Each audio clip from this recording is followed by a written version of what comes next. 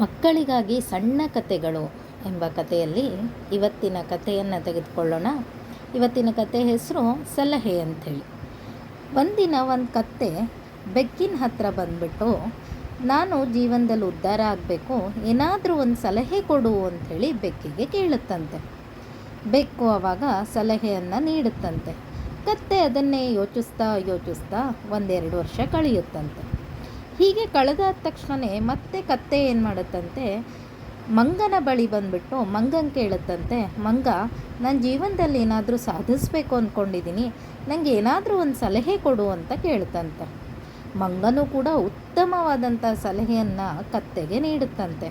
ಆದರೆ ಕತ್ತೆ ಅದನ್ನು ಕೇಳಿಸ್ಕೊಳ್ಳದೆ ಹೀಗೆ ದಿನ ಕಳೆದು ಒಂದು ಸ್ವಲ್ಪ ವರ್ಷ ಕಳೆದ ನಂತರ ಸಿಂಹದ ಬಳಿ ಬರುತ್ತಂತೆ.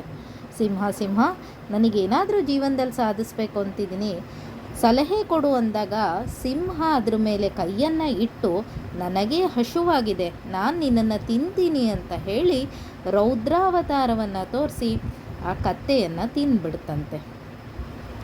ಈ ಕಥೆಯ ಸಲಹೆನೇ ತಗೊಳ್ತಾ ಕೂತ್ಕೊಂಡ್ರೆ ಸಾಧಿಸೋದು ಯಾವಾಗ?